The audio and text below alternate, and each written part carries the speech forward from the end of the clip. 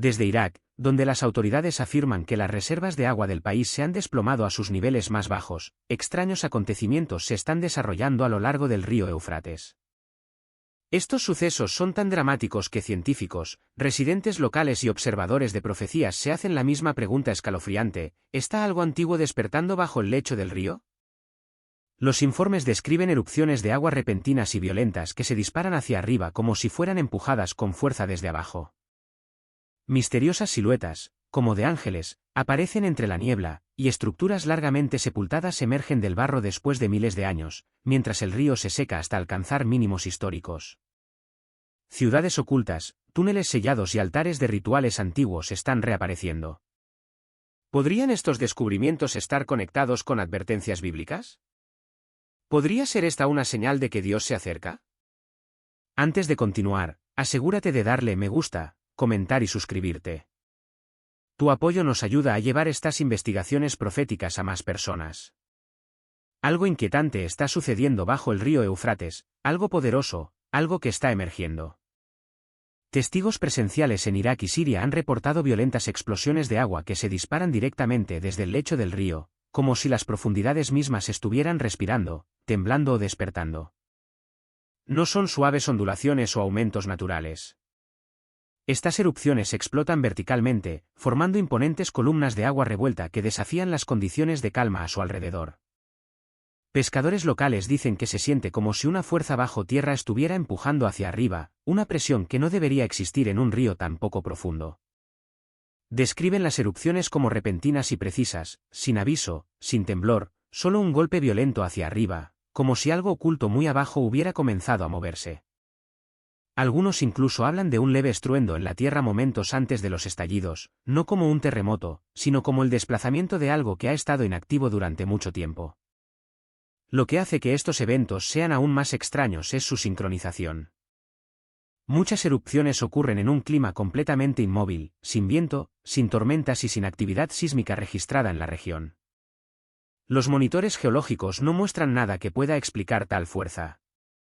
La Tierra está tranquila, pero el agua irrumpe como si respondiera a una llamada desde lo más profundo del subsuelo. Vídeos tomados por locales revelan explosiones de agua circulares que se expanden hacia afuera en anillos perfectos, patrones que se asemejan a la presión escapando de cámaras subterráneas selladas. Las formas son demasiado consistentes, demasiado deliberadas para ser aleatorias. En cámara lenta, el agua parece elevarse como una masa única antes de colapsar hacia afuera, como una tapa que se abre de golpe. Los científicos han ofrecido sus teorías: bolsas de metano, derrumbes subterráneos, capas de sedimentos en movimiento. Pero cada explicación se desmorona al compararla con las imágenes. Las bolsas de gas no erupcionan en estallidos repetidos e idénticos. Los derrumbes de sedimentos no explotan hacia arriba con este tipo de precisión vertical. Y ninguna de estas teorías explica el silencio inquietante que precede a las erupciones. Ese silencio es lo que más perturba a muchos observadores porque, en los círculos proféticos, el silencio antes de la perturbación a menudo señala la liberación de algo que alguna vez estuvo restringido. Quienes estudian el libro del Apocalipsis señalan inmediatamente la escalofriante descripción que se encuentra en Apocalipsis 9, donde 4 ángeles, caídos, atados y restringidos por Dios, están retenidos en el Éufrates hasta el tiempo señalado para su liberación. La Escritura no dice que estén retenidos en cámaras de piedra literales, sino en un confinamiento espiritual ligado a esta ubicación física. La imagen del agua forzando violentamente su salida ha llevado a algunos a preguntarse: ¿está la Tierra reaccionando a algo que se mueve debajo de ella? ¿Se está debilitando un antiguo límite? ¿Está empezando a agitarse algo que ha estado contenido durante mucho tiempo? Durante generaciones, el Éufrates ha estado tranquilo, silencioso e inalterado. Pero ahora, a medida que el río alcanza mínimos históricos y expone cosas no vistas durante milenios, la Tierra misma parece estar respondiendo. Estas erupciones, repentinas, forceful e inexplicables, se sienten menos como accidentes de la naturaleza y más como temblores de una historia más profunda que se está desarrollando, una advertencia, una señal, un mensaje que surge de las profundidades. Y a medida que profundizamos en la evidencia, la pregunta se vuelve imposible de ignorar: ¿está algo bajo el Éufrates comenzando a despertar? No mucho después de que comenzaran las extrañas erupciones de agua, surgió otro fenómeno, que se extendió por las redes sociales como un reguero de pólvora y dejó sin palabras incluso a los escépticos. A medida que el Éufrates continuaba encogiéndose a niveles nunca vistos en la historia moderna, la gente que vivía a lo largo del río comenzó a filmar algo escalofriante entre la niebla que se evaporaba, siluetas altas, con forma humana, formándose sobre el agua. Al principio, muchos descartaron los vídeos como trucos de luz. Pero los vídeos seguían llegando, cientos de ellos, desde diferentes lugares, en diferentes momentos del día. Sin embargo, las formas eran inquietantemente similares, figuras de pie, inmóviles, observando. Algunas siluetas parecen alargadas, estirándose antinaturalmente altas, como si no estuvieran sujetas a proporciones físicas. Otras lucen inconfundiblemente aladas, con formas amplias que se extienden desde sus lados antes de disolverse en vapor. En un vídeo viral, una figura parece inclinarse hacia adelante como si observara a las personas que la filman antes de desvanecerse en la niebla y desaparecer por completo. No son sombras aleatorias, no son reflejos de barcos, pájaros o árboles. Los expertos que intentaron desacreditar los avistamientos rápidamente se encontraron con un problema: las ilusiones de luz no se repiten con tanta precisión en docenas de vídeos no relacionados. Las siluetas se forman consistentemente en la misma región, bajo las mismas condiciones atmosféricas, y siempre después de que el río ha retrocedido a un punto crítico bajo. Los lugareños dicen que nunca antes habían visto algo así. El Éufrates siempre había sido un río de vida, que fluía fuerte y constante. Pero cuando el agua comenzó a colapsar, la niebla comenzó a levantarse, y con ella llegaron las figuras. Algunos aldeanos creen que estas formas son espíritus ligados al lecho del río, despertados por la exposición de estructuras antiguas enterradas bajo el barro. Otros susurran que son guardianes que vigilan el límite entre el mundo físico y el reino espiritual. Pero los observadores de profecías señalan algo aún más sorprendente: la posibilidad de que estas figuras estén conectadas con los ángeles caídos atados en el Éufrates descritos en Apocalipsis 9. La Escritura dice que 4 ángeles poderosos, tan peligrosos que tuvieron que ser restringidos, están retenidos en el gran río Éufrates hasta la hora de su liberación. No son seres metafóricos, no son símbolos. Son entidades literales que esperan un momento fijado por Dios mismo. Si el río se está secando, si la tierra se está moviendo, si cámaras y túneles antiguos escondidos durante miles de años están reapareciendo, entonces el límite entre el confinamiento y la manifestación puede estar volviéndose más delgado. Las siluetas en la niebla, que aparecen solo después de que las aguas retrocedieron, han llevado a muchos a creer que estamos presenciando sombras espirituales que presionan contra sus ataduras, vislumbres de lo que hay más allá del velo, ecos de fuerzas aún no liberadas, pero ya no completamente ocultas. Ya sean estas formas advertencias, manifestaciones o simplemente el primer destello de algo más grande, llevan un mensaje que la humanidad no puede ignorar. Y esto es solo el principio. Quédate con nosotros. Lo que viene a continuación es aún más increíble. Recuerda darle me gusta al vídeo para que más personas puedan ver lo que se está desarrollando. A medida que el Éufrates continuó encogiéndose, algo extraordinario sucedió, silenciosamente al principio, y luego con atención global. De debajo del sedimento agrietado y la orilla que retrocedía, comenzaron a aparecer los contornos de antiguas murallas de piedra. Pronto, los arqueólogos confirmaron lo que los lugareños sospechaban: la ciudad de Kimune, sumergida durante mucho tiempo y que data de hace 3400 años, había vuelto a resurgir al aire libre. No se trataba de una ruina menor o de una colección dispersa de cerámica rota. Era un asentamiento intacto de la Edad del Bronce, conservado por el barro y el agua desde antes de la existencia del reino de Israel. El río, antes su mortaja, se había convertido en el mismo instrumento que lo reveló. Los equipos que llegaron al sitio descubrieron cámaras de almacenamiento talladas con meticulosa precisión. Su disposición sugería un sistema administrativo avanzado, con habitaciones organizadas para grano, textiles y bienes ceremoniales. Adyacentes a estas se encontraban salas rituales, cada una conteniendo reliquias que insinuaban una cultura cuya vida espiritual estaba profundamente entrelazada con su existencia diaria. No eran meros restos de arquitectura, eran fragmentos de una cosmovisión congelada en el tiempo. Luego vino el hallazgo más asombroso: tablillas de arcilla selladas durante más de 3 milenios. Estas tablillas, que aún conservaban las huellas dactilares de sus antiguos escribas, estaban tan perfectamente conservadas que los luzacadémicos pudieron leer sus inscripciones casi de inmediato. Cada tablilla ofrecía una ventana a una era olvidada, registros, oraciones, transacciones, decretos. Era como si Kimune hubiera estado esperando bajo el río el momento en que pudiera hablar de nuevo. Herramientas de bronce recuperadas posteriormente del sitio añadieron otra capa de misterio. Eran funcionales pero ceremoniales, lo que sugería que Kimune operaba con una doble identidad, parte centro administrativo, parte enclave sagrado. En muchas culturas antiguas, tales objetos no pertenecían a trabajadores ordinarios, sino a funcionarios del templo o asistentes reales. Sin embargo, los descubrimientos más inquietantes se encontraban más profundamente. Los arqueólogos encontraron habitaciones que habían sido selladas deliberadamente, no derrumbadas por el tiempo o el agua, sino intencionalmente cerradas desde dentro.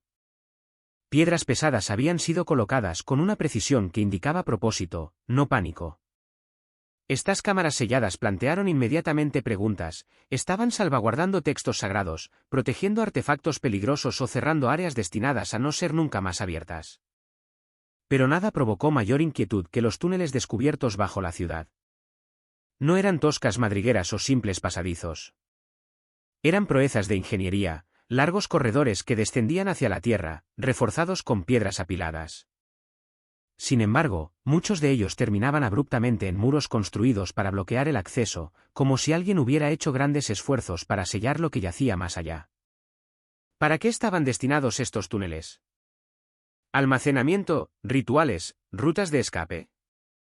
Ninguna de las interpretaciones habituales encajaba con la evidencia arquitectónica. En cambio, los pasajes bloqueados se sentían como límites, líneas trazadas entre lo conocido y lo prohibido. El regreso de Kimune no es solo un hito arqueológico. Su repentina reaparición coincide con cambios sin precedentes a lo largo del Éufrates, cuevas expuestas, ruinas reaparecidas y un comportamiento geológico inexplicable. Y entre todo ello, surge una pregunta sutil y persistente: ¿por qué estos secretos antiguos están emergiendo ahora, después de miles de años de silencio? La Tierra parece estar devolviendo pedazos de una historia largamente enterrada, como si el tiempo mismo se estuviera desenrollando alrededor del Éufrates, revelando lo que estuvo oculto por razones que apenas comenzamos a comprender. A medida que el Éufrates continuaba retirándose, la Tierra comenzó a revelar no solo ciudades y estructuras, sino algo mucho más antiguo, algo tallado en la tierra mucho antes de la historia registrada. Dispersas a lo largo de las riberas expuestas del río se encontraban entradas a sistemas de cuevas que datan de hace 4.000 a 10.000 años. Cada entrada conducía a un mundo que parecía intocado por el tiempo, pero extrañamente vivo, con una presencia que no podía explicarse. Dentro de estas cuevas, los exploradores encontraron habitaciones que parecían celdas de prisión. Las paredes eran anormalmente lisas, como si hubieran sido moldeadas por manos deliberadas en lugar de por la erosión. Algunas cámaras eran apenas lo suficientemente grandes para que una persona se sentara, con techos bajos y un propósito incierto. No eran viviendas, se sentían más como espacios de contención, habitaciones diseñadas para el confinamiento. Más profundamente, aparecieron plataformas de piedra tallada, cada una con agujeros de sujeción cincelados en su superficie. Estas estructuras eran inconfundiblemente rituales. Aún se debate si los rituales realizados estaban destinados a honrar, contener o apaciguar algo. La artesanía sugería una cultura que entendía tanto la ceremonia como el miedo, de personas que sabían con qué estaban tratando.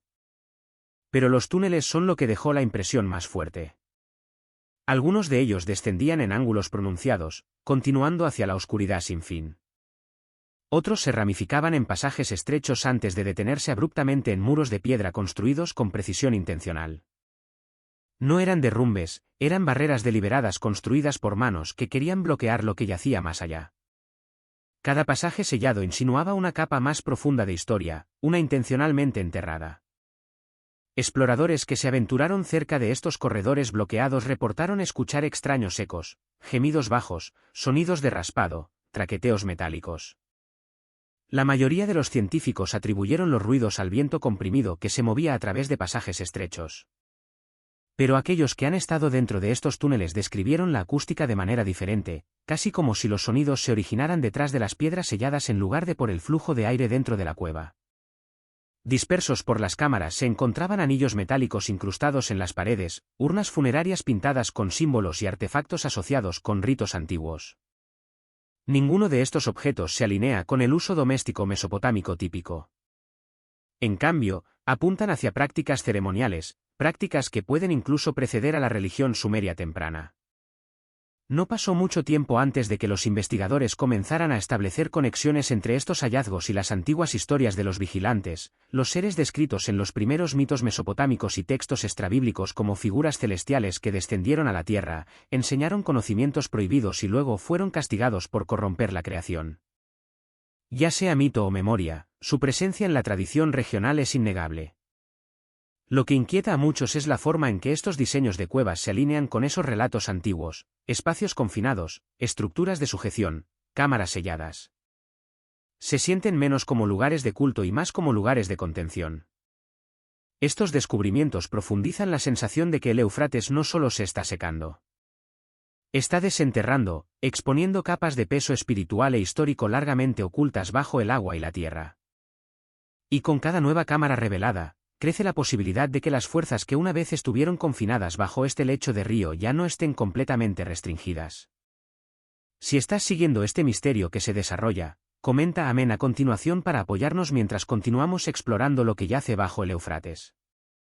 Entre todas las profecías vinculadas al Éufrates, ninguna es más asombrosa o más incomprendida que la mención del ejército de 200 millones que se encuentra en el capítulo 9 del Apocalipsis. Muchos escuchan ese número e inmediatamente imaginan vastas fuerzas militares humanas, naciones modernas o alianzas geopolíticas. Pero el texto bíblico deja algo inconfundiblemente claro: este ejército no es humano. El Apocalipsis describe al ejército como emergiendo solo después de la liberación de los 4 ángeles atados en el Éufrates, seres tan peligrosos que han permanecido restringidos hasta un momento señalado. Una vez liberados, no lideran soldados, naciones o fuerzas convencionales. En cambio, comandan una legión que es distintivamente sobrenatural en origen y naturaleza. Las interpretaciones a lo largo de la historia han propuesto 2 identidades principales para esta vasta hueste. Una posibilidad son los espíritus de los Nefilim, los gigantes híbridos descritos antes del diluvio, seres nacidos de la unión de ángeles caídos y mujeres humanas. Cuando el diluvio aniquiló sus cuerpos físicos, textos antiguos sugieren que sus espíritus se volvieron entidades inquietas y malévolas que vagaban por la tierra.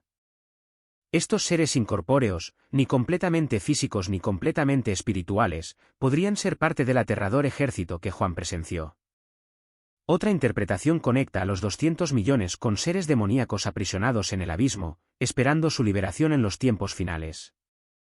Esta visión se alinea con las descripciones anteriores del Apocalipsis de entidades semejantes a langostas que suben del pozo sin fondo, criaturas sin comparación terrenal, diseñadas no para la guerra humana, sino para la devastación sobrenatural. La imaginería de Juan refuerza esta idea. Describe al ejército usando símbolos de fuego, humo y azufre, elementos asociados no con armas terrenales, sino con fuerzas de juicio. Los seres que vio tenían características que desafían las categorías humanas: cabezas de león, colas de serpiente y capacidades destructivas mucho más allá de la interpretación convencional. No eran soldados, eran manifestaciones de un reino fuera de la comprensión humana. Una idea errónea moderna común afirma que los 200 millones representan una nación como China, únicamente porque ese país tiene una gran población. Pero la profecía no habla de reclutamiento humano, alianzas políticas o acumulación militar terrenal. Habla de una fuerza a la que se le otorga poder solo después de que se eliminan las restricciones espirituales. Este es un ejército cósmico, no geopolítico. Con el Éufrates experimentando una transformación sin precedentes, secándose rápidamente, exponiendo estructuras ocultas y revelando túneles sellados, algunos se preguntan si estos cambios físicos reflejan una presión creciente sobre el límite espiritual que mantiene a esta legión. La escritura es clara: su liberación no será accidental. Pero el mundo puede estar presenciando las primeras señales de lo que yace debajo comenzando a agitarse. El río Éufrates, una vez símbolo de flujo imparable y poder antiguo, ahora se está encogiendo hasta convertirse en un recuerdo fragmentado de sí mismo. Imágenes satelitales, vídeos de drones y testimonios en el terreno confirman la misma verdad asombrosa: el río ha alcanzado el nivel más bajo registrado en la historia.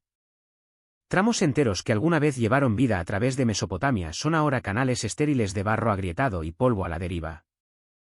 Los expertos señalan causas conocidas: presas construidas a lo largo de las regiones superiores del río, sequía extrema y el aumento de las temperaturas globales. Estas explicaciones son válidas, pero lo que inquieta a muchos observadores no es la ciencia en sí, es el momento. El descenso del río coincide con una antigua visión registrada en Apocalipsis 16, que habla de que el Éufrates se secará para preparar el camino para eventos que cambiarán el mundo. Lo que hace que este momento sea tan extraordinario no es solo la desaparición del agua, sino lo que el río que retrocede revela. A medida que el Éufrates se retira, comienzan a surgir estructuras largamente enterradas. Los arqueólogos han documentado antiguos senderos, caminos de piedra que una vez conectaron asentamientos de miles de años de antigüedad. Estos caminos se asemejan a rutas comerciales, rutas de peregrinación, y en algunos casos, caminos militares utilizados por ejércitos de imperios olvidados. Junto a ellos se encuentran los contornos de campos de enterramiento donde restos esqueléticos, fragmentos de cerámica y lápidas emergen del barro como testimonios silenciosos de vidas que una vez fueron vividas. No son sitios de enterramiento aleatorios. Muchos parecen alineados con costumbres religiosas practicadas antes de Israel, lo que sugiere que el río está exponiendo no solo la historia física, sino también el patrimonio espiritual. Aún más intrigantes son los complejos rituales ahora visibles por primera vez en siglos. Plataformas talladas en el lecho rocoso, recintos circulares y restos de altares antiguos revelan un paisaje una vez moldeado por la adoración, el sacrificio y el miedo. Algunos de estos complejos son anteriores a las civilizaciones organizadas, vinculándolos con las primeras mitologías mesopotámicas, historias que hablan de seres divinos, rebeliones celestiales y reinos ocultos.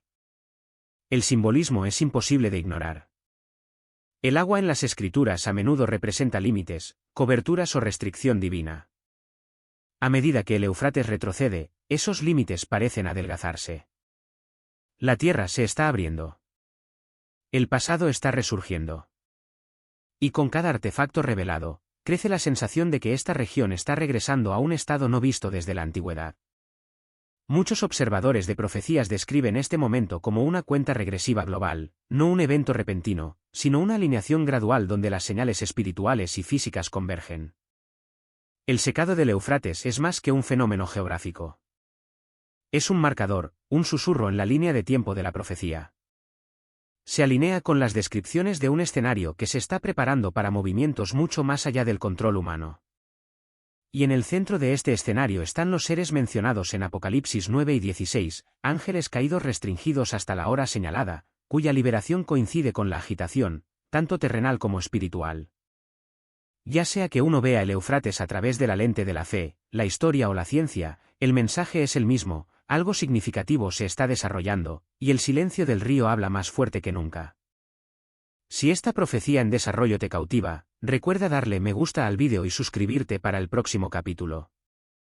Mucho antes de que el Éufrates comenzara a secarse, mucho antes de que túneles antiguos y ciudades olvidadas emergieran de debajo del lecho del río, la Escritura ya había esbozado otra señal inconfundible del fin que se acerca, la transformación del comportamiento humano.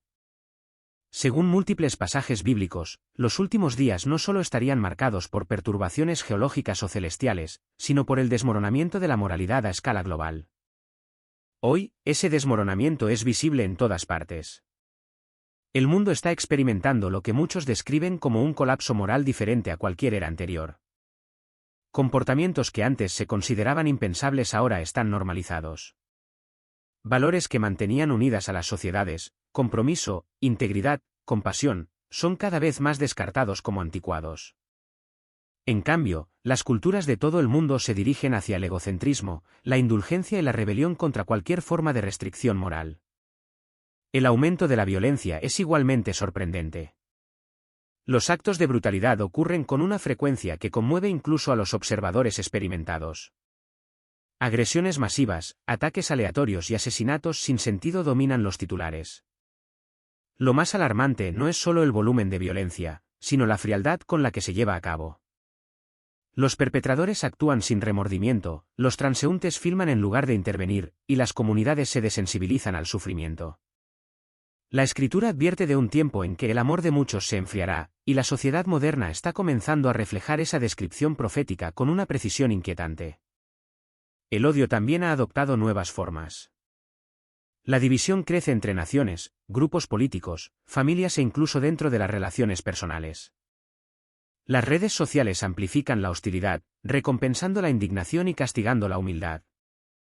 La ira que una vez se encendía en pequeños focos ahora se extiende por continentes en cuestión de minutos. Es un incendio digital alimentado por el orgullo herido y las emociones descontroladas. Pero el cambio más preocupante está ocurriendo dentro del ámbito espiritual. Las iglesias de todo el mundo están presenciando una apostasía masiva, un alejamiento generalizado de la verdad bíblica fundamental.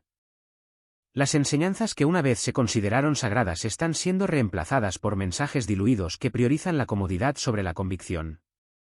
Muchos líderes ya no defienden las doctrinas centrales de la fe. Las congregaciones disminuyen no por persecución, sino porque ya no ven la necesidad de un compromiso espiritual. Esta deriva espiritual no es accidental. Refleja la advertencia dada en 2 de Timoteo de que las personas abrazarían enseñanzas que satisfacen sus deseos en lugar de adherirse a la verdad. Este abandono de la fe bíblica forma el telón de fondo de un cambio mayor, un debilitamiento de la restricción divina que lleva a la emergencia de la oscuridad espiritual a una escala que el mundo nunca ha presenciado. Los informes de avistamientos sobrenaturales, fenómenos celestiales inexplicables y encuentros con entidades han aumentado drásticamente. Si bien los escépticos argumentan que estos eventos provienen de la imaginación o la mala interpretación, el momento plantea preguntas más profundas: ¿por qué estas manifestaciones se intensifican precisamente a medida que la moralidad global declina? ¿Por qué aparecen en regiones vinculadas a antiguas profecías? Para muchos, la respuesta reside en la convergencia de las señales descritas en las Escrituras.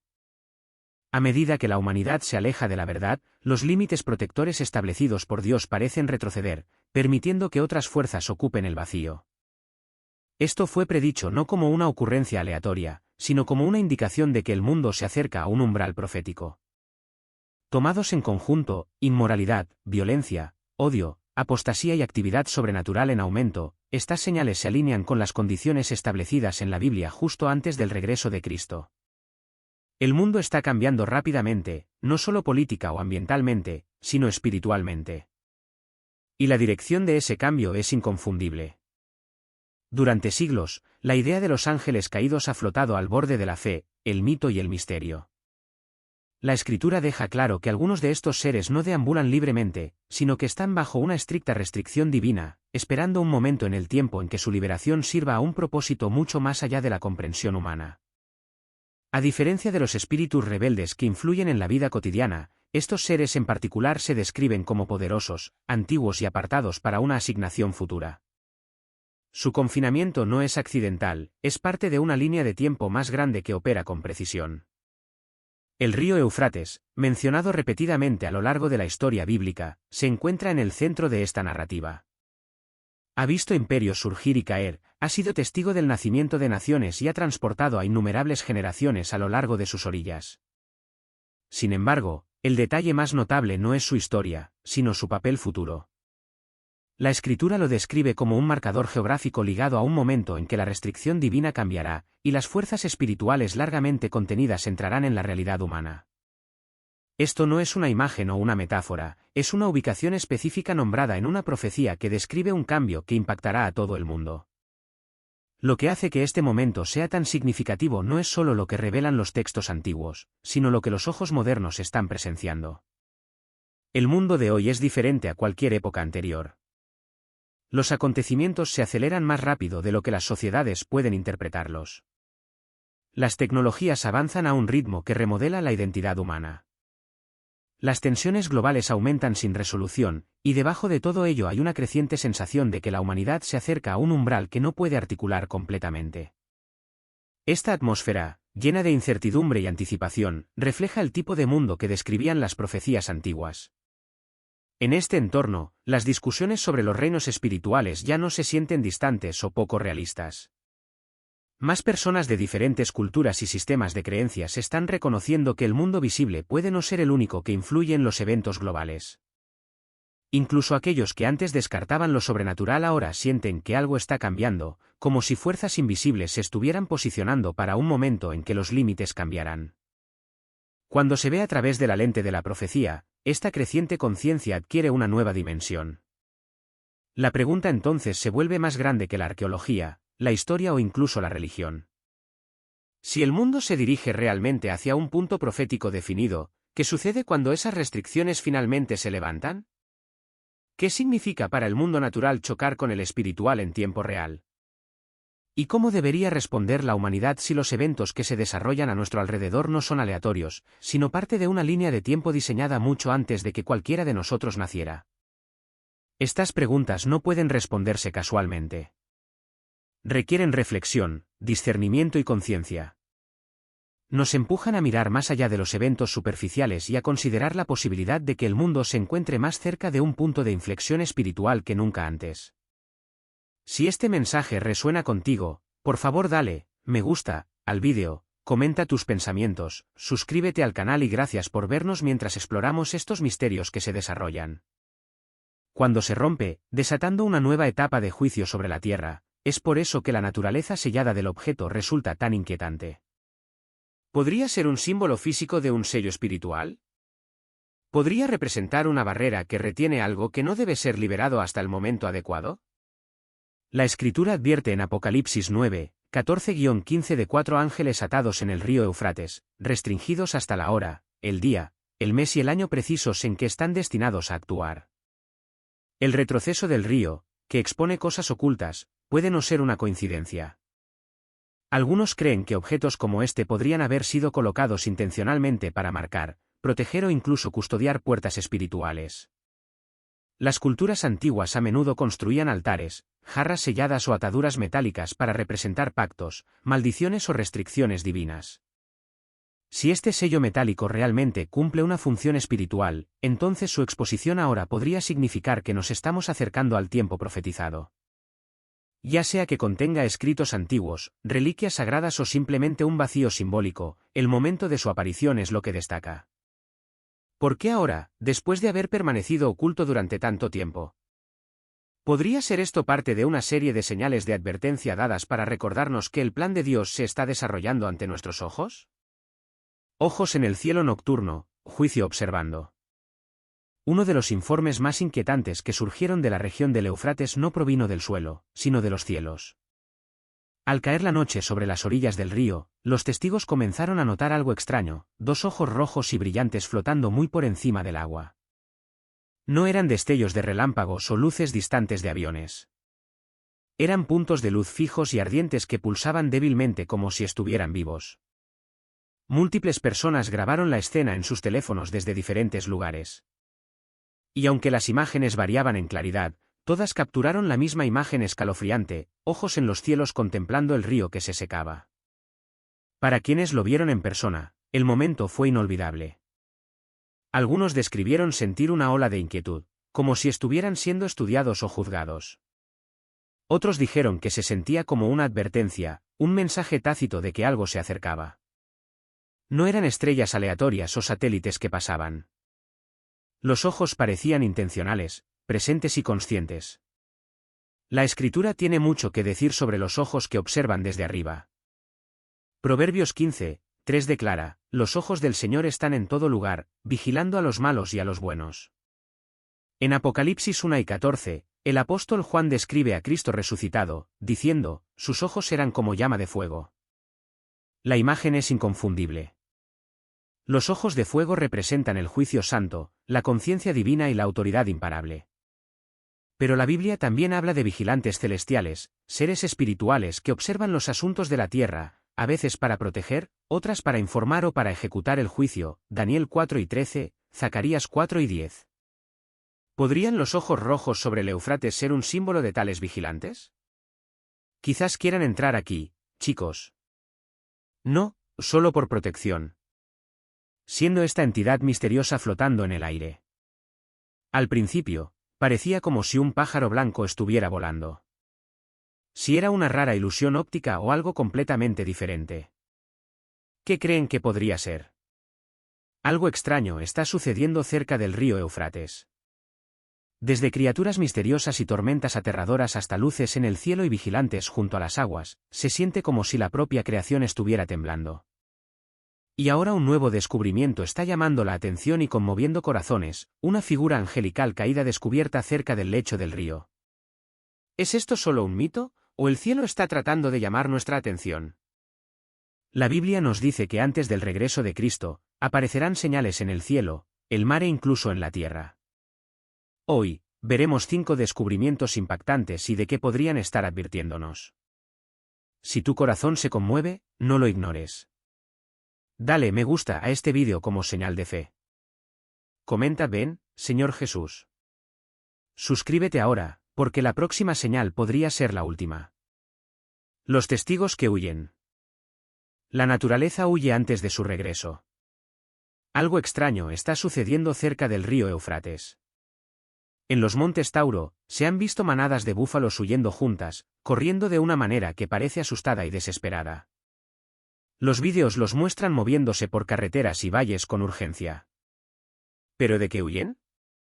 No había fuego, ni cazador, ni amenaza que los humanos pudieran ver. Sin embargo, los animales se movían como si sintieran que algo venía, algo invisible, algo divino. La Biblia nos dice que los animales pueden sentir la presencia de Dios. En Éxodo 7 y 13, cuando Dios descendió sobre el monte Sinaí, ni siquiera a los animales se les permitía tocar la montaña, o morirían. Fue un momento tan santo, tan poderoso que el mundo natural respondió con miedo y asombro. ¿Podría ser esto lo que está sucediendo ahora? ¿Podrían estos animales en los montes Tauro estar sintiendo que el Señor está cerca? Jeremías 4 y 25 nos ofrece una imagen inquietante. El profeta dice, miré, y no había gente. Todas las aves del cielo habían huido. Era una visión de juicio, de una tierra vacía y quieta, las aves desaparecidas, los animales esfumados. La naturaleza huyendo ante algo más grande que ella misma. Nos recuerda que cuando Dios se mueve, incluso la creación lo siente. En el Salmo 148, se le dice a toda la creación que alabe a Dios, las montañas, las bestias, las aves e incluso las criaturas marinas. La naturaleza fue hecha para adorar a su Creador, pero ahora parece temblar. La misma creación que una vez levantó su voz en alabanza ahora corre en silencio y miedo. ¿Por qué? Romanos 8 y 22 nos da una pista. Dice, sabemos que la creación entera ha estado gimiendo como con dolores de parto hasta el presente. No son solo terremotos y tormentas, no son solo migraciones de animales. Son gemidos. La tierra está de parto. La creación está clamando, no porque esté muriendo, sino porque algo está a punto de nacer, una nueva era, un regreso final. ¿Podría ser que la tierra misma se esté preparando para el regreso del Rey? Jesús prometió que volvería, y antes de que lo haga, la Biblia dice que veremos señales en los cielos y en la tierra. ¿Podrían los búfalos asustados ser parte de esas señales? ¿Están huyendo no del peligro, sino de la gloria? Quizás la naturaleza sabe lo que a menudo olvidamos, el Señor está a la puerta. Un sonido que se escucha en partes de Fort Greene, Brooklyn, está volviendo locas a algunas personas, según nos dicen. Es profundamente molesto. Al escuchar el ruido, es difícil distinguir qué es. Muchos de nosotros hemos escuchado a nuestros padres y abuelos decir que estamos en los últimos días. Los residentes al noreste de Oklahoma City dicen que un ruido fuerte y agudo los mantiene despiertos. Solo escuchen esto. ¿Qué fue ese sonido? Moussain grabó un vídeo mientras caminaba a casa. Los residentes han recurrido a foros en línea para marcar cuándo comienza y termina el ruido. Pero rastrearlo no lo es. ¿Qué diablos, chicos? ¿Qué está pasando en Michigan? Otro sonido parecido a una trompeta. Millones en Siria e Irak se enfrentan a la escasez de agua mientras el río más largo de la región, el Éufrates, experimenta extraños sonidos que han aparecido en el cielo en muchos países, especialmente en América. Nadie sabe de dónde vienen estos sonidos. Algunas personas pensaron que era el sonido de fuegos artificiales o una gran explosión, pero parece señalar algo. Al mismo tiempo, también se descubrió un extraño sonido parecido a un grito debajo del río Éufrates en Irak. ¿Qué pasó? ¿Por qué hay dos sonidos extraños en dos lugares diferentes? ¿Qué tienen que ver el uno con el otro? ¿Es esta una señal del fin de los tiempos? ¿Es una buena o mala señal? En este episodio, explicaremos con más detalle. Dale al botón de me gusta. Déjame un comentario a continuación y comparte este vídeo con tus amigos. Y comencemos. El sonido sacudió América. El rugido vibra los cielos americanos. Grabaciones de vídeo de todo el mundo, particularmente en América, han capturado un extraño sonido de trompeta que proviene del cielo, pero nadie sabe qué lo causó. Incluso los telescopios de la Universidad de Harvard no pudieron descifrarlo. Hay un experto que afirma que si los humanos tuviéramos antenas de radio en lugar de oídos, escucharíamos una sinfonía asombrosa de ruidos inusuales que emanan de nuestro planeta natal. Los científicos los llaman silbidos, chasquidos y esféricos. Parecen música de fondo para una llamativa película de ciencia ficción. Sin embargo, esto no es ciencia ficción. Las emisiones de radio naturales de la Tierra existen. Y aunque los humanos generalmente no las percibimos, están constantemente ahí. Si estos sonidos son simplemente causados por procesos naturales, nadie dirá nada. Sin embargo, muchas personas los vinculan con el sonido de las trompetas de la Biblia. Además, una secuencia de eventos consecutivos parece estar cumpliendo los pasajes que todos conocemos, 7 trompetas tocadas por 7 ángeles, que se supone que indican el fin de los tiempos y el castigo de Dios según el Apocalipsis. Cuando el primer ángel toca su trompeta, granizo y fuego mezclados con sangre caen del cielo, destruyendo 1/3 de los árboles y toda la hierba verde. Las siguientes trompetas traen más destrucción y plagas a la tierra. ¿Quién entonces escuchará las voces estrepitosas? No hay duda de que Juan escuchó las trompetas cuando Cristo le dio esa revelación. Sin embargo, no hay evidencia concreta de que la mayoría de las personas en la Tierra en el momento en que ocurrieron esas cosas escucharan el sonido de esas trompetas. Sin embargo, ¿qué pasa ahora? Casi todos los estadounidenses han afirmado haber escuchado ruidos inusuales. Eso implica que Dios ha enviado un mensaje para que todos lo vean. La pregunta crucial ahora es quién identificará esos ruidos como indicadores reales. Dios nos ha advertido de los eventos que esas trompetas presagian, eventos que tendrán inmensas implicaciones para toda la raza humana. Nuestra tarea es tomar las decisiones adecuadas en la historia antes de que ocurran esas catástrofes. Ahora, echemos un vistazo a los extraños gritos en el río Éufrates para ver si tienen algo que ver con el sonido apocalíptico de trompeta. Ese fue el ruido que se cree que son los gritos de los 4 ángeles caídos que se encuentran cautivos en el río Éufrates que se está secando. Parece que esto puede haber sido simplemente creado, y ciertamente no hay prueba de ello, especialmente porque solo tenemos un vídeo. Pero sí sabemos que 4 ángeles están aprisionados en el río Éufrates y que cuando sean liberados, asesinarán a 1/3 de la humanidad con 200 millones de jinetes. Realmente no sabemos qué serán esos jinetes. Eso es una cantidad tremenda. Podrían ser criaturas o alguna forma de tecnología, pero sabemos que este evento ocurrirá. Según Apocalipsis 9 y 14 y 15, al sexto ángel con la trompeta se le dice que suelte a los 4 ángeles que están atados en el gran río Éufrates. Y fueron soltados los 4 ángeles que estaban preparados para matar a 1/3 de la humanidad en 1 hora, 1 día, 1 mes y 1 año. Así que, sabemos que este evento ocurrirá, pero también sabemos que hay bestias que actualmente están atrapadas dentro del pozo sin fondo y serán liberadas en los últimos días por un ángel o un ángel caído que abre el pozo sin fondo en un momento y lugar específicos en la tierra. Apocalipsis 9, 1 dice, y el quinto ángel tocó la trompeta, y vi una estrella que caía del cielo a la tierra, y se le dio la llave del pozo del abismo. Apocalipsis 9, 3 continúa, entonces del humo salieron langostas sobre la tierra, y se les dio poder, como tienen poder los escorpiones de la tierra. Continúa describiendo cómo estas langostas son liberadas, causando estragos y destruyendo muchas cosas en la tierra. Así que este ángel desciende del cielo a la tierra y abre el pozo sin fondo. Parece que el pozo sin fondo se encuentra en algún lugar de la tierra. Para mí, tiene perfecto sentido que todo eso pueda estar contenido dentro de la tierra, pero también podría representar una apertura a otra dimensión. No lo sabemos con certeza. Pero como se afirma en el versículo 1 de Apocalipsis 9, un ángel desciende del cielo a la tierra y el pozo sin fondo es abierto. Así, estos animales, estas bestias parecidas a escorpiones que son liberadas, bien podrían estar en la tierra.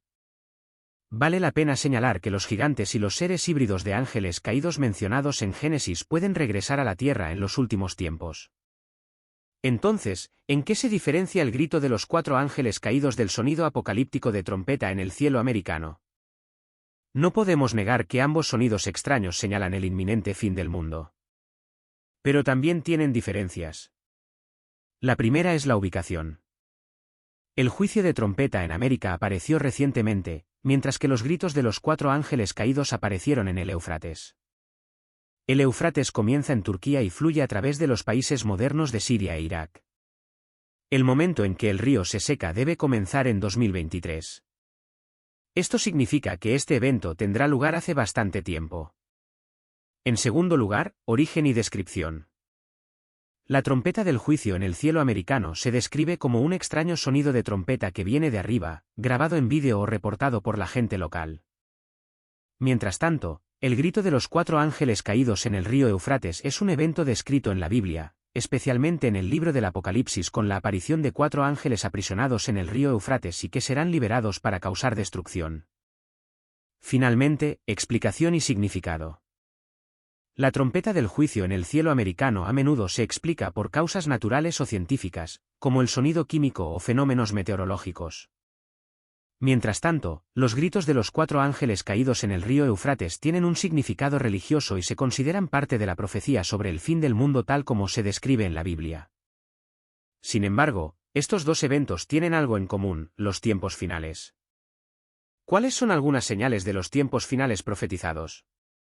A lo largo de la historia cristiana, los creyentes han especulado que los tiempos finales profetizados estaban a punto de comenzar. Algunos audaces incluso han fijado fechas específicas. Hace varios años, por ejemplo, el predicador de radio Harold Camping hizo que la gente hablara de su declaración de que el orden mundial actual terminaría en mayo de 2011. Cuando eso no sucedió, Camping revisó su predicción unos meses hacia octubre.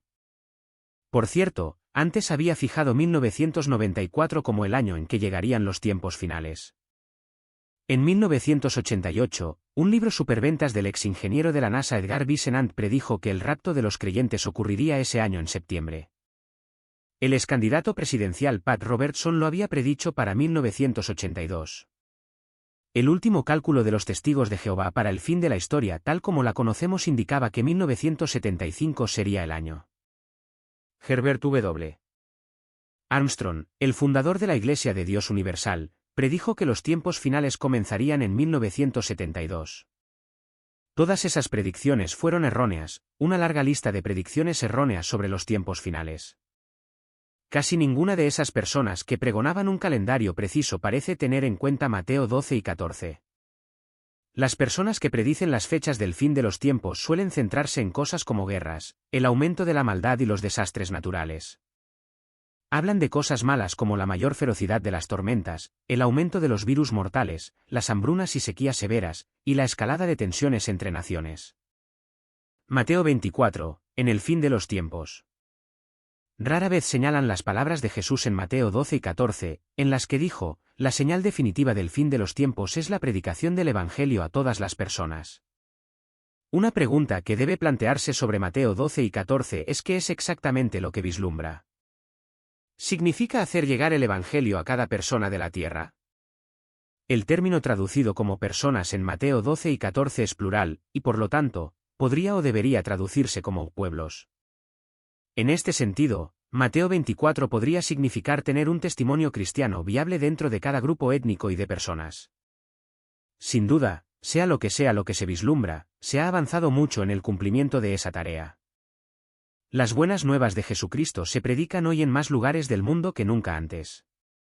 No obstante, todavía nos queda un largo camino por recorrer. Al menos 5.000 grupos de personas distintos no tienen un movimiento viable de plantación de iglesias entre ellos. Muchas de las señales apocalípticas de las que la gente se aferra son cosas que generan miedo.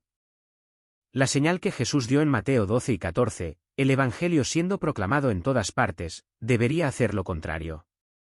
La idea de que todas las personas escuchen claramente las buenas nuevas debería generar deleite por lo que sucederá a medida que nos acercamos al fin de los tiempos. Si Mateo 12 y 14 es cierto, entonces declarar las buenas nuevas hasta los confines de la tierra no es algo opcional. Debe ser logrado. ¿Seremos una parte obediente para que suceda? ¿Cuál es el mensaje de Mateo 12 y 14? Muchos creyentes cristianos son apasionados en vincular los eventos actuales con las profecías bíblicas. Otros cristianos están igualmente absortos en los esfuerzos de evangelización mundial que buscan alcanzar a los no alcanzados. ¿Están esos dos grupos de personas apasionadas en caminos separados que nunca se encontrarán? Hace algún tiempo, Ralph Winter, entonces director del Centro de Misiones Mundiales de E.U., lamentó: por alguna razón, los cristianos a menudo hacen poca conexión entre la discusión de la profecía y los eventos futuros y la discusión de las misiones. Winter, 1. Anteriormente, después del Congreso de 1966 sobre la misión mundial de la Iglesia celebrado en Wheaton, Illinois, Arthur Glasse lo había dicho aún más claramente. Se están escribiendo libros a montones sobre ser librado de la tribulación, pero nada significativo sobre la relación entre el regreso de Cristo y la misión mundial de la Iglesia. Glasse, 2. ¿Necesitas confirmación de las quejas de estos dos hombres? No necesitas buscar más allá de las páginas del clásico superventas, The Late Great Planet Earth.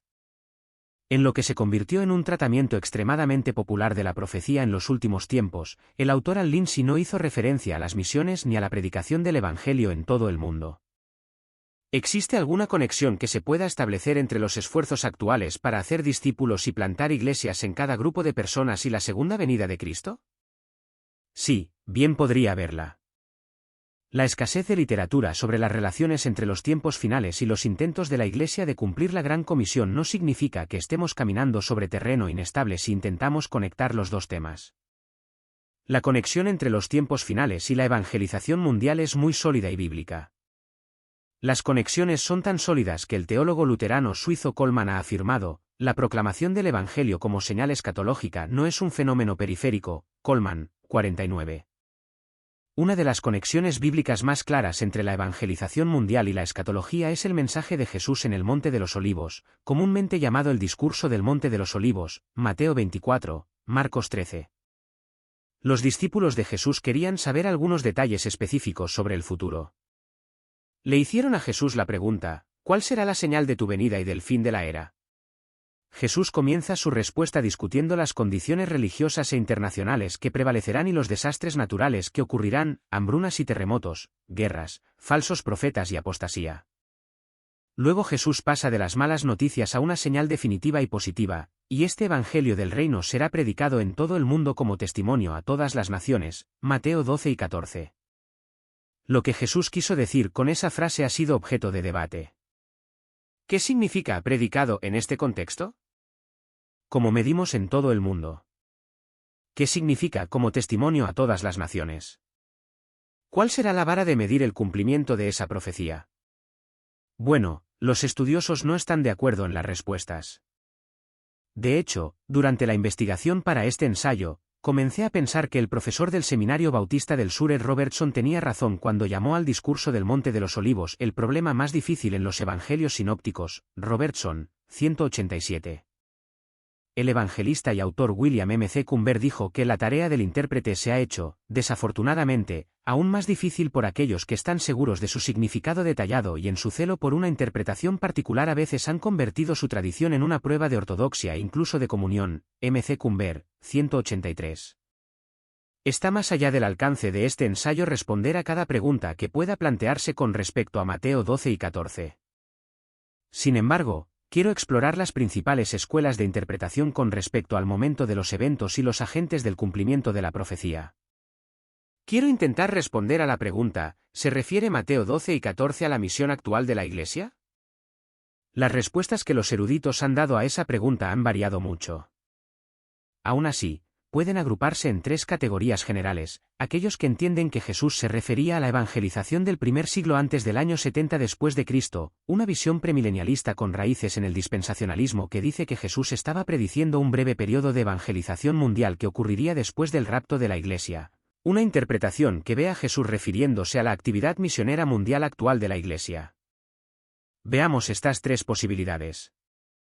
A medida que se describe cada interpretación, se considerarán las posibles implicaciones para una teología de la misión. Un punto adicional debe hacerse antes de abordar nuestro tema principal. Los eruditos bíblicos están divididos sobre la medida en que las palabras de Mateo 12 y 14 son originales de Jesús. Abordar esa cuestión está más allá del alcance de este ensayo. Simplemente tomemos el juicio del profesor del London Bible College Donald Guthrie como una presuposición. Guthrie escribió: en ausencia de cualquier evidencia positiva en contra, es razonable concluir a favor de la autenticidad de estos dichos. Guthrie, 23. Habiendo dicho lo que vamos a asumir sobre la autenticidad del pasaje, veamos el significado del texto en sí. ¿Es Mateo 12 y 14 una profecía post-rapto? ¿Es posible que en Mateo 12 y 14, Jesús se refiriera a un evento que tendría lugar en un periodo de tiempo muy breve? En sus escritos, Floyd Filson no impulsó ninguna interpretación particular de cuando de Mateo 12 y 14. Aún así, hizo una observación pertinente sobre lo que el versículo podría estar diciendo. Señaló, tal misión mundial, que nos parece duradera aquí, como en Mateo 28, 19, considerada la obra de una generación, Filson, 254. Aquellos que estarían de acuerdo en que Jesús probablemente tenía en mente un marco de tiempo limitado a una generación o menos tienen dos posibles escuelas de interpretación entre las que elegir. La creencia de que Mateo 12 y 14 fue cumplido por los cristianos del primer siglo en el periodo posterior a Pentecostés y antes de que Jerusalén cayera ante Tito en el 70 después de Cristo. Esta visión, que vería Mateo 12 y 14 y Mateo 28, 19-20 fuertemente vinculados, merece una consideración adicional. La creencia de un cumplimiento dentro de una generación al final de los tiempos que encaja en una comprensión dispensacional de las Escrituras. Esta visión afirma que Mateo 12 y 14 se refiere a eventos que ocurrirán en el breve periodo de tribulación posterior al rapto de la Iglesia. Como era de esperar, los proponentes de este punto de vista envuelven Mateo 12 y 14 con el simbolismo dramático del libro del Apocalipsis. Cada interpretación de Mateo 12 y 14 se centra en una palabra o frase particular utilizada por Jesús en ese versículo. Por ejemplo, la visión futurista y premilenialista de que la proclamación global ocurre después del rapto de la Iglesia pone gran énfasis en la última frase de Mateo 12 y 14, y entonces vendrá el fin. ¿Qué podría estarnos diciendo Mateo 12 y 14 hoy? Aquellos que se adhieren a una interpretación post-rapto de Mateo 12 y 14 no están de acuerdo en si existe alguna conexión entre la misión de la Iglesia hoy y esta proclamación del periodo de tribulación. Hay quienes ven esta frase como indicando una finalización de la evangelización mundial después de que la Iglesia sea arrebatada. Ven las palabras de Mateo 12 y 14 como hablando de un arreglo para asegurar que se hayan alcanzado los confines de la tierra de los que se habla en Mateo 28, 19-20. Otros entienden que Jesús estaba prediciendo un tipo distinto de esfuerzo de predicación del Evangelio que estará totalmente separado del que realiza la Iglesia hoy, terminando lo que la Iglesia ha comenzado. Las dos citas siguientes ilustran este punto de vista de terminar el trabajo. La palabra completado en ambas citas indica la continuidad que se postula entre la actividad actual de alcance misionero mundial y una proclamación post-rapto. Muchos sostienen que la evangelización del mundo se completará después del rapto de la Iglesia antes de la Gran Tribulación. Harold Lindell, 45. El testimonio puede no completarse hasta después de que la Iglesia sea arrebatada y este otro mensajero celestial, Apocalipsis 14, 6, proclame el Evangelio eterno. W. E. Blackstone, 134.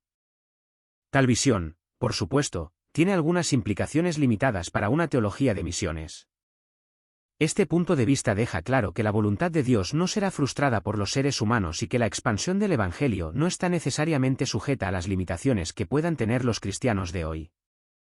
Por otro lado, tal interpretación post-rapto de Mateo 12 y 14 no infunde urgencia en una teología de misiones como lo hacen otras interpretaciones del pasaje. Un fenómeno nuevo y distinto. Algunos ven a Jesús prediciendo una predicación del Evangelio que será un fenómeno claramente del periodo de tribulación. El dispensacionalista temprano Arnold Gaebelein fue uno de los que insistió en que no se debía establecer ninguna conexión entre lo que la Iglesia está haciendo en la evangelización mundial hoy y la profecía de Mateo 12 y 14. La respuesta de nuestro Señor a sus discípulos, afirma, no tiene nada que ver con esta era cristiana. Gaebelein, 51. Sin duda, cualquier proclamación mundial del Evangelio es algo glorioso y maravilloso. Sí, sin embargo, ha de ser un fenómeno del periodo de tribulación, entonces Mateo 12 y 14 no tiene prácticamente nada que decir al estratega de misiones. ¿Quiénes podrían ser los predicadores en un escenario de proclamación durante el periodo de tribulación? Si Jesús se refería a una predicación durante el periodo de tribulación, entonces obviamente la Iglesia tal como la conocemos no debe participar. Entonces la pregunta es, ¿quién hará esta proclamación o predicación? Se han propuesto al menos tres posibles agentes. Homer Kent del Grace Theological Seminary enumera dos de ellos.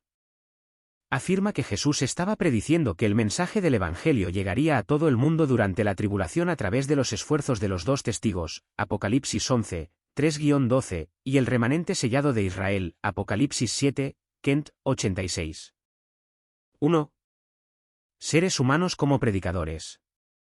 Después de que la Iglesia haya sido arrebatada, hay quienes insisten en que Dios seguirá usando a los seres humanos como heraldos del Evangelio.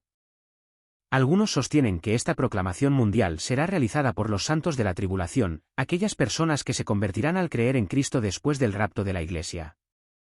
Otros, basando sus argumentos en los capítulos 6 y 7 del Apocalipsis, ven esta predicación como realizada por judíos convertidos. David Cooper, fundador de la Sociedad de Investigación Bíblica, es uno de los representantes de esta última visión. Él explica Mateo 12 y 14 de esta manera: cuando la gran tribulación esté sobre la tierra, según esta predicción, el Evangelio será proclamado a todo el mundo en el corto periodo de esos tiempos difíciles. ¿Quién hará esta vasta cantidad de predicación? A la luz del propósito anunciado por Dios y a la clara luz de la historia pasada, debemos concluir que los judíos lo harán. Cooper, 62, cf. Gaebelein, 51. 2. Mensajeros sobrenaturales. El profesor del seminario Fuller, Ladd, señaló que una escuela de interpretación contemporánea considera que Mateo 12 y 14 significa una proclamación escatológica por ángeles, Ladd, 11-14. Tal visión sostendría que un cumplimiento literal del ángel volando por el mesoscopio de Apocalipsis 14, 6 sería lo que Jesús había profetizado en Mateo 12 y 14. Sin duda, Ladd se apresuró a decir que no respaldaba esta interpretación. Su vacilación para hacerlo, dijo Ladd, se deriva en parte de la redacción griega específica utilizada en el pasaje paralelo de Marcos 13. Otros han visto a los dos testigos martirizados de Apocalipsis 11 como aquellos que cumplirán la proclamación mundial profetizada en Mateo 12 y 14. Al intentar identificar a los dos testigos, algunos han sugerido que se refiere a personajes del Antiguo Testamento como Moisés y Elías, que regresan a la tierra para predicar durante los 1260 días mencionados en Apocalipsis. Incluso escritores como el dispensacionalista metodista W. E. Blackstone parecían querer cubrir todas las bases. En su exégesis de Mateo 12 y 14, Blackstone incluyó a todos los posibles agentes de proclamación de la predicación, organizando un verdadero desfile de participantes. Así es como Blackstone pensó que se desarrollarían estas palabras de Jesús. Primero, vio a la Iglesia como el agente actual en el cumplimiento de Mateo 12 y 14.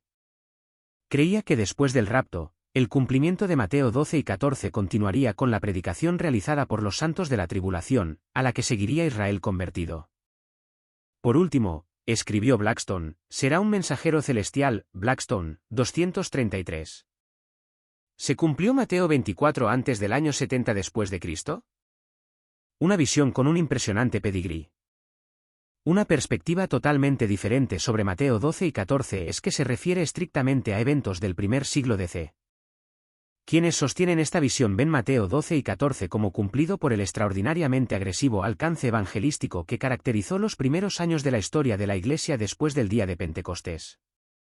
Mientras que la escuela de interpretación discutida anteriormente basó su comprensión en la última frase de Mateo 12 y 14, los defensores de esta visión han recurrido a la palabra oikoumene como la clave para entender lo que Jesús quiso decir. Tanto John Wesley como Adam Clarke, por ejemplo, sostuvieron la posición de que el uso de esta palabra en particular en el griego original limitaba el significado de Jesús al Imperio Romano. Eso significaría que la tarea se completó en el siglo I o II, Wesley, 113, Clarke, 818.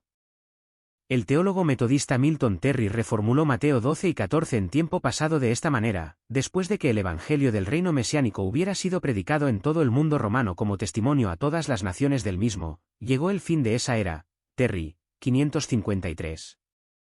Esta opinión encontraría apoyo en el versículo 34, esta generación no pasará hasta que todas estas cosas se cumplan, y entendería la palabra telos como refiriéndose a la destrucción de Jerusalén por Tito en el año 70 después de Cristo. Esta visión coincidiría con la escatología realizada del profesor de Oxford y Cambridge C. H.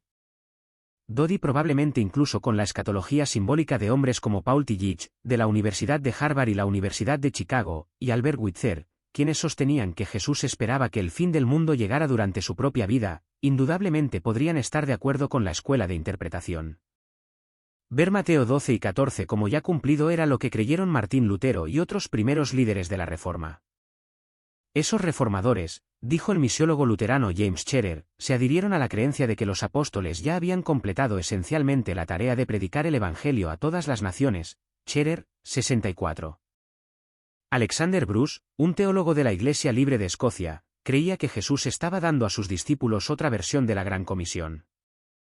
Lo explicó de esta manera: los discípulos no debían ser meros espectadores de la tragedia de la nación judía destruyéndose a sí misma, debían ser activos, predicando el Evangelio del Reino, propagando la nueva fe, trayendo un nuevo mundo. Bruce, 290. De hecho, A. W. Argyle, tutor del Regent's Park College en Oxford, creía que esta era la interpretación que los cristianos del primer siglo daban a las palabras de Jesús mientras participaban en la difusión del Evangelio. Argyle, 182. Los defensores de este cumplimiento anterior al año 70 después de Cristo citan a Pablo escribiendo alrededor del año 60 después de Cristo que el Evangelio ha sido predicado a toda criatura bajo el cielo. Colosenses 1 y 23 RVR. Hechos 2, 5 y 8, 4 se utilizan como apoyo, así como la cita de Pablo del Salmo 19, 4 en Romanos 10 y 18, ¿no han oído?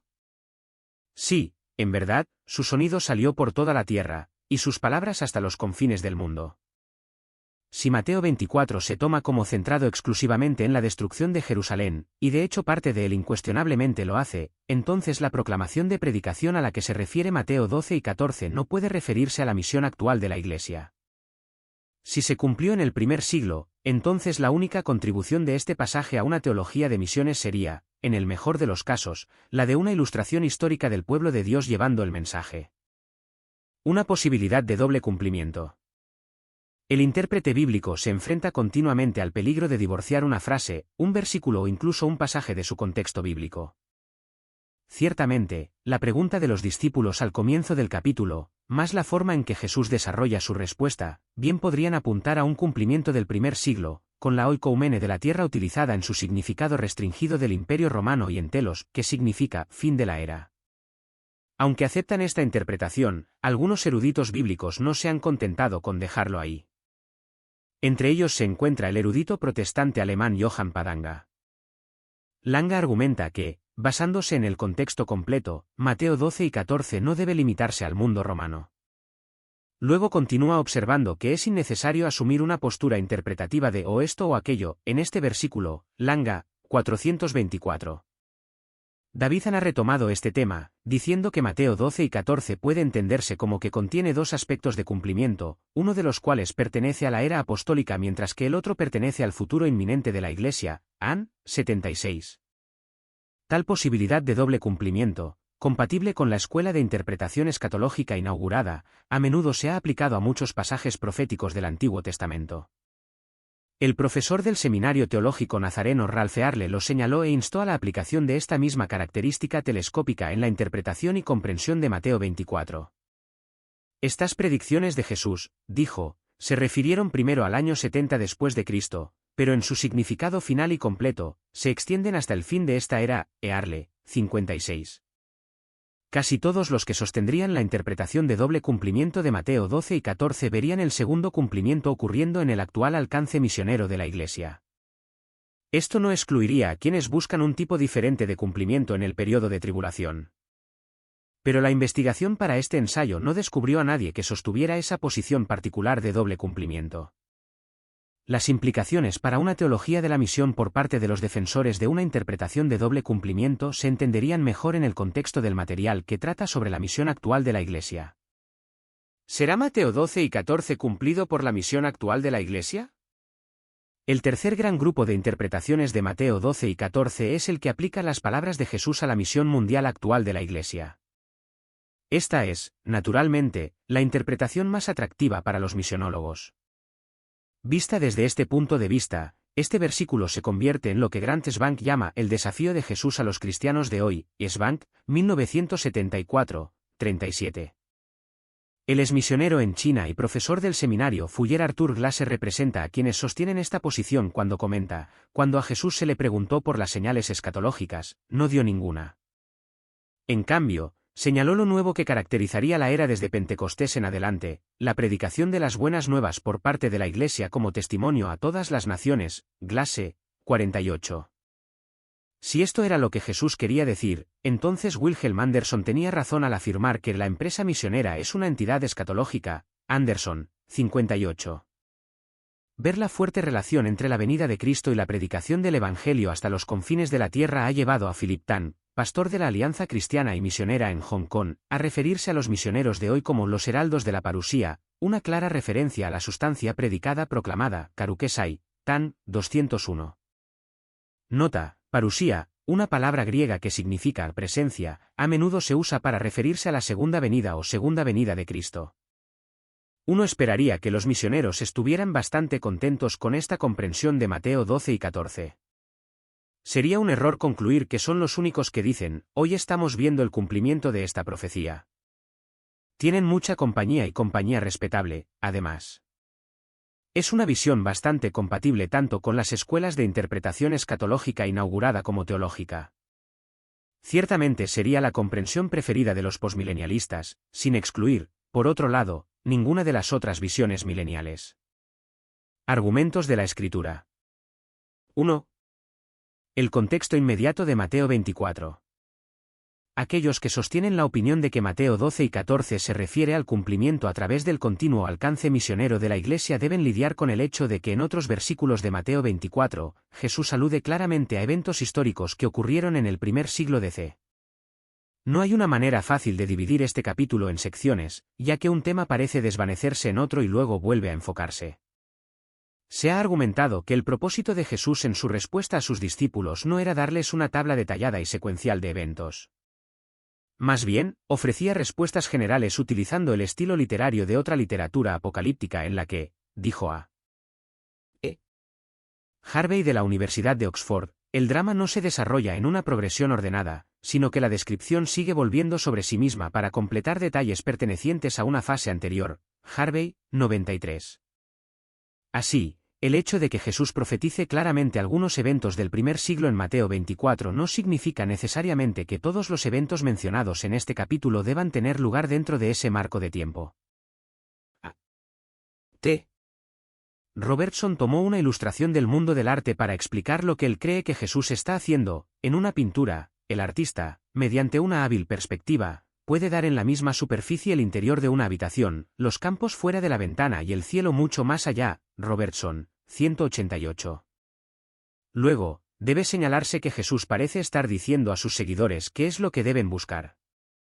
Esto parecería apoyar un cumplimiento pre-parusía en lugar de uno que tiene lugar después del rapto de la Iglesia, es decir, los seguidores de Jesús. Homer Fenton Jr. de la Misión Latinoamericana y los redactores de la Declaración de Frankfurt están de acuerdo en que el contexto más amplio en el que se encuentra el versículo tiene claramente a Jesús diciendo que esta predicación profetizada tendría lugar antes de su regreso, no después. Fenton, 63, Barhaus, 292. Otros pasajes bíblicos relacionados. ¿Qué pasa con los otros pasajes bíblicos que han sido citados en relación con los otros dos puntos de vista interpretativos principales? ¿Alguno de ellos presenta serios obstáculos para interpretar Mateo 12 y 14 como el significado de la misión mundial actual de la Iglesia? Bueno, los proponentes del cumplimiento actual a través del alcance misionero se unen a los defensores de un cumplimiento en el periodo de tribulación al hacer referencias al libro del Apocalipsis. En su libro de Teología del Nuevo Testamento, el profesor de la Universidad de Nottingham Alan Richardson relaciona Mateo 12 y 14 con los jinetes de Apocalipsis 6 y 19, afirmando que la actividad misionera de la Iglesia misma es una de las señales del fin. Richardson, 27. George Eldon lo dijo aún más claramente: el caballo blanco conquistador es paralelo a Mateo 12 y 14 y representa las victorias que se obtendrán mediante la predicación del Evangelio en el mundo. Ladd, 623. El profesor de Cambridge H. B. I. Sweet ve una conexión entre Mateo 12 y 14 y los dos testigos descritos en Apocalipsis 11. Luego afirma que los testigos representan a la Iglesia en su función de dar testimonio. Sweet, 134, cf. Harvey, 813, Plume, 290. En realidad, la frase que la bestia hará la guerra contra los dos testigos sería una redacción extraña si solo se aplicara a dos individuos específicos. Los grupos se hacen la guerra entre sí. Los conflictos entre individuos se describen con una terminología diferente. En cuanto al ángel de Apocalipsis 14, 6, que predica a toda nación, tribu, lengua y pueblo, Henry Alley, en su popular manual bíblico, argumentó que este pasaje bien podría ser una imagen de nuestra era moderna de misiones mundiales, Alley, 727. También vio una conexión entre Apocalipsis 7 y Mateo 12 y 14.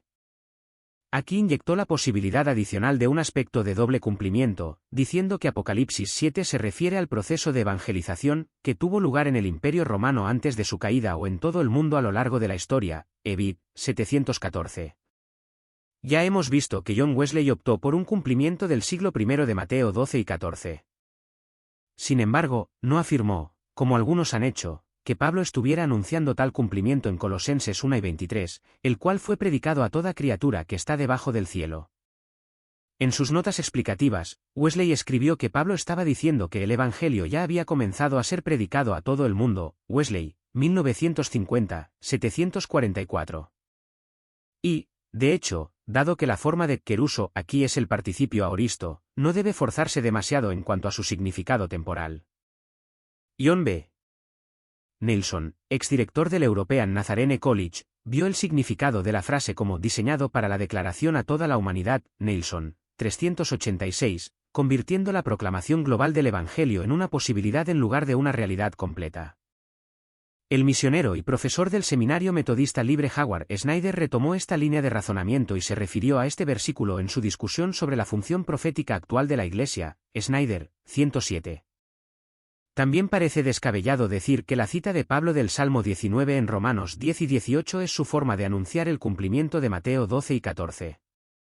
El pasaje de los Salmos está dicho en lenguaje poético en lugar de una redacción documental precisa. J. B.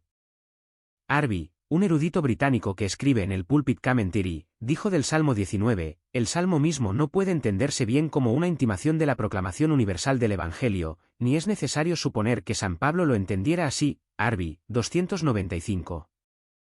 Por lo tanto, podemos concluir que ninguno de los pasajes bíblicos relacionados en la Biblia presenta obstáculos para entender Mateo 12 y 14 como una referencia al movimiento misionero moderno. Por el contrario, muchos de estos pasajes pueden usarse como un fuerte apoyo para tal interpretación. B. Un punto de vista de los acontecimientos actuales. Al intentar comprender lo que Jesús quiso decir con esta señal en particular, H.